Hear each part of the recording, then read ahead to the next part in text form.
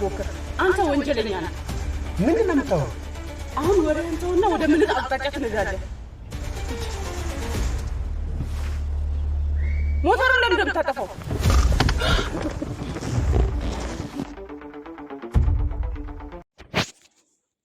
ቤዛ ከታገተችበት ለማምለጥ በሽንት ቤት ስትንጠራራ ግን የሚሆን አይደለም።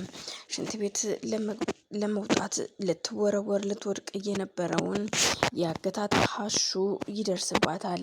የደረሰባትም መርማሪ ፖሊሱ ለሽንት ለመጸዳጃ ቤት ሲመጣ ድምፅ ስለሰማ ነበር አሹ ወደ ውስጥ የገባው። ውስጥ ገብቶ በሩን ከቆለፈ በኋላ ሲያንኳኳ እኔ እዩልህ እህትህ ነኝ፣ እናም ሂድ ወደዛኛው ወደ እንግዳ ሽንት ቤት ሂድ ትለዋለች። እሺ በቃ ምን ሆነሽ ነው ግን ሲላት፣ አይ ምንም አልሆንኩም። ቤዛ ለሱራፌል ስልክ ደውሎ ገንዘቡን ለመቀበል ሲጠይቀው ሱራፌልን ምንም እንዳታደርገው እባክህን በማለት ማጸነዋለች። እኔ እሰጥሃለሁ ገንዘቡን ስትለው ስልኩን አቁሞ ቆይ ገንዘቡ የለም ስትይ አልነበረም? ገንዘቡ የለም ስትይ አልነበረም ወይ? ከየት መጣውን ገንዘቡ ይላታል። ማለትም ቤቴንና ሆቴሌን ሽጬ ቢሆን ሰጥሃለሁኝ እንጂ እኔ ስለምትለው ገንዘብ የማውቀው ነገር የለም በማለት ስትመልስለት ሱራፌል ጋር በድጋሚ ይደውልና ሱራፌል ገንዘቡን እንድታዘጋጅልኝ አይካልክ ግን በማለት ቤዛን ስለ ቤዛ ይነግረዋል። ሱራፌል እባክህን ገንዘቡን ምንም ከየትም ብዬ ቢሆን ሰጥሃለሁ ግን ቤዝን ምንም እንዳታደርግብኝ እባክህ ሲል ይማጸነዋል። ሱራፌል በድንገት ውጭ ነበር፣ ቤትም አልነበረም።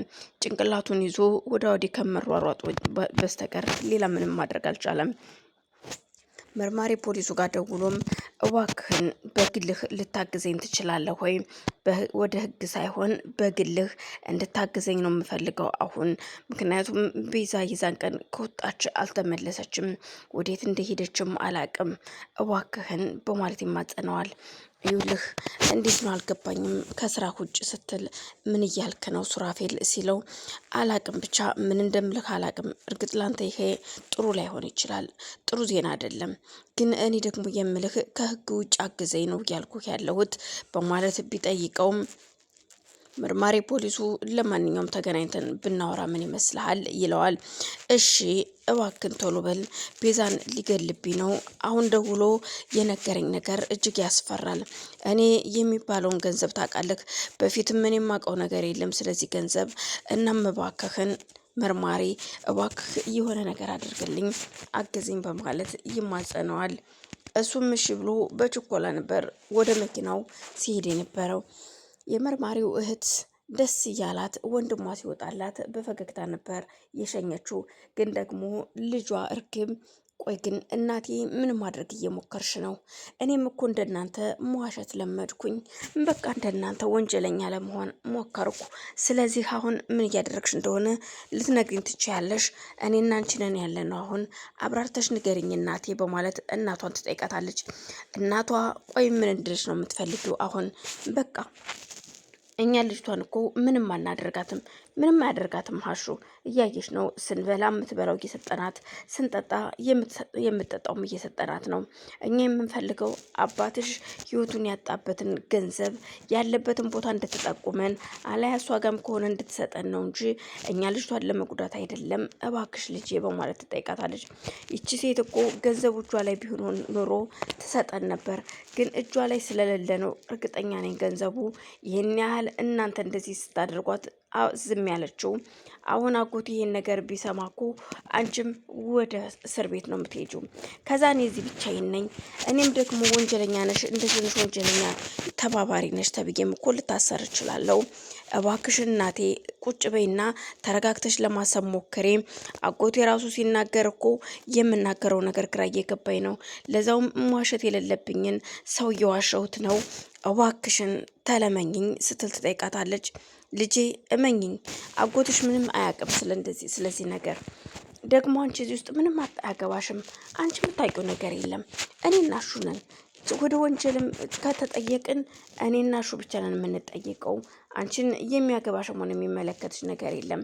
ተረጋጊ በማለት ልጇን ታረጋጋታለች። እናም በዛን መሀል ነበረ ምግብ ይዛላት ወደ ክፍል ትሄዳለች። ወደ ቤዛ ጋር ስትሄድ እች ማርታ ምንም አይነት ማስክ ምንም አይነት ነገር አትጠቀምም። ፊቷን እያሳየች ነበር የምትሄደው። ቤዛም እነዚህ ሰዎች በቃ ሊገሉኝ ስላሰቡ ነው ማለት ነው፣ ያለ ምንም ነገር ያለ ርህራሄ የሆነ ነገር እንኳን ሲሰጡኝ ምንም ነገር ሳይተሸፈን እንደዚሁ የምትመጣው ማለት እኮ ነው፣ ልትገሉኝ ነው አይደል በማለት ትጠይቃለች አሹን። አዎ እውነታውን ካልተናገርሽ መገደልሽ አይቀርም። ስለዚህ መሞት ካልፈለግሽ ደግሞ እውነታውን ብትነግሪኝ ደስ ይለኛል። ለዛ እኔ ደግሞ እየጠየቅኩሽ ነው።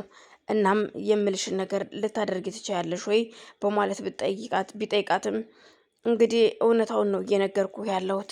አዎ እያየሁ ነው እንደምትገሉኝ እኮ እኔ የማውቀው ሰው እንደሌለ ገብቶኛል። አሁን እዚህ ቤት ግን ለምንድነው እንዳትጮሂ ድምፅ እንዳታሰሚ የምትለኝ? በቃ እኔ ምንም የማውቃችሁ ሰው ነው ወይስ ሌላ እኔ የማውቀው ሰው እዚህ ውስጥ አለ ነው ወይስ እኔን የሚያቀኝ ሰው አለ እዚህ ቤት ውስጥ ልትነግሪኝ ትችላለህ ወይ በማለት ብጠይቀው ነግሬሻለሁ፣ አንድ ድምፅሽን ብታሰሚ እዩልሽ ተጠንቀቂ፣ ድምፅሽን ካሰማሽ በዚህ ሽውጥ ነው ግንባርሽን ብዬ የምገልሽ ይላታል። ቤዛም ስለምትፈራ መሞትን አልፈልግም በማለት አሁን ሌላኛውን ሰው ማየት እፈልጋለሁ፣ የቀረኝ ሌላ ሰው ነው፣ አንድ ሰው እናትክን አይቻለሁ በማለት ትነግረዋለች። ግን ሌላ ሰው ማን እንዳለ ባቅ ደስ ይለኛል፣ ምክንያቱም እናትህን ካየሁኝ ሌሎች ሰዎችም ይኖራሉ፣ እንዲት ሴትም አይቻለሁ። ስለዚህ ደግሞ ሌሎች ደግሞ ሶስተኛ ወገንን ወይ አራተኛና አምስተኛ ወገንን ባይ ደስ ይለኛል። ግን እኔ እኮ የማውቀው ነገር የለም፣ ለምንድን ነው የማትለቀኝ በማለት ብጠይቀውም በፍጹም አልለቅሽም፣ ገንዘቡን ስጭኝ ብዬሻለሁ፣ ገንዘቡ ያለበትን ቦታ ከለት ነገርሽኝ ከነ ህይወትሽ እለቅሻለሁኝ። ስለዚህ ቆይ አንቺ ግን ምንድን ነው ያ ሰው እኮ ሲለፈልፍ የነበረው እዛ ቤት ሊሰርቅ የገባ ሰው አይወጣም፣ ይሄው እዚህ ቀርቻለሁ ብሏል። እንደዛ የማድረግ ሱስ አለብሽ እንዴ? አባዜ ያለብሽ? እኔንም እንደዛ ለማድረግ ፈልገሽ ከሆነ ተሳስተሻል በማለት ቤዛን ይሆነችላታል። ቤዛ እንደምትለው ነገር እየገባኝ አይደለም እባክህን በማለት ብትጠይቀውም እሱ ግን አይ አንቺ የምትይው ነገር እየገባኝ አይደለም አሁን ላይ። ለማንኛውም አንድ እውነት ልንገርሽ፣ ገንዘቡን ካልሰጠሽኝ ወዴትም አትሄጂም። ሉላ መርማሪ ፖሊሱን በቢላ ትይዘዋለች።